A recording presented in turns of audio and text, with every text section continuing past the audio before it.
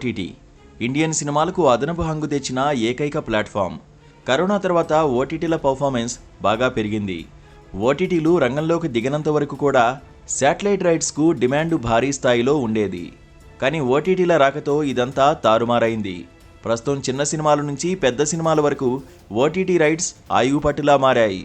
అందుకే నిర్మాతలు కూడా వాళ్లు పెట్టే రూల్స్కు తలొగ్గుతున్నారు. ఆ సిచ్యువేషన్ ఎలా మారిపోయిందంటే రిలీజ్ డేట్ విషయం నుంచి ఓటీటీలో వచ్చేంత వరకు అన్నీ కూడా వాళ్ల అధీనంలోకి వెళ్ళిపోయాయి. అయితే ఇప్పుడు ఓటీటీలు కొన్ని సినిమాల పాలిట శాపంలా మారాయంటున్నారు క్రిటిక్స్.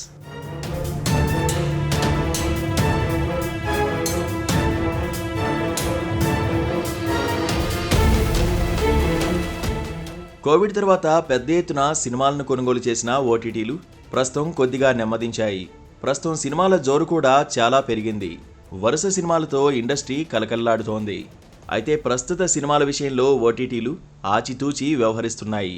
గతంలో ఒక సినిమా రిలీజ్ అవుతుందంటే ఓటీటీలు పెద్ద ఎత్తున ఆసక్తి చూపేవి. కానీ ప్రస్తుతం ఉన్న సిచ్యువేషన్లో అది పూర్తిగా మారిపోయింది.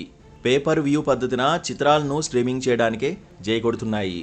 దానివల్ల ఓటీటీ నిర్వాహకులకు ఎలాంటి రిస్క్ ఉండదు. రెస్పాన్స్ రాకపోతే నిర్మాతలకు భారీ నష్టం వస్తుంది. అందుకే ఓటీటీల నిర్వాహకులు వ్యూ పర్ పేమెంట్ ప్రక్రియకే సినిమాల డిజిటల్ హక్కులను తీసుకునేందుకు ఇష్టపడుతున్నాయి. లేకుంటే చిత్రాలను వదిలిపెట్టేస్తున్నాయి. ముందుకు కూడా రావడం లేదు. అయితే ఇది అన్ని సినిమాలకు వర్తిస్తుందా అంటే కాదనే చెప్పాలి. ఈ రేస్లో స్టార్ హీరోల సినిమాలను మినహాయించారు. స్టార్ హీరోల సినిమాలకైతే తక్కువ పబ్లిసిటీతో ఎక్కువ మార్కెటింగ్ చేసుకునే వీలు ఉండడంతో వాటికి పెద్దగా ఇబ్బంది లేదు. కానీ మీడియం, చిన్న రేంజ్ హీరోలు నటించిన సినిమాలకు ఓటీటీ నిర్వాహకులు చాలా తెలివిగా ఆలోచిస్తున్నారు. వీటికి పేపర్ వ్యూ పద్ధతిని అవలంబిస్తున్నారు.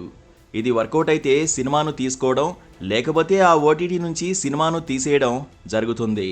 అయితే ఈ కాన్సెప్ట్ చిన్న నిర్మాతలకు పెద్ద టాస్క్లా మారిందనే చెప్పాలి.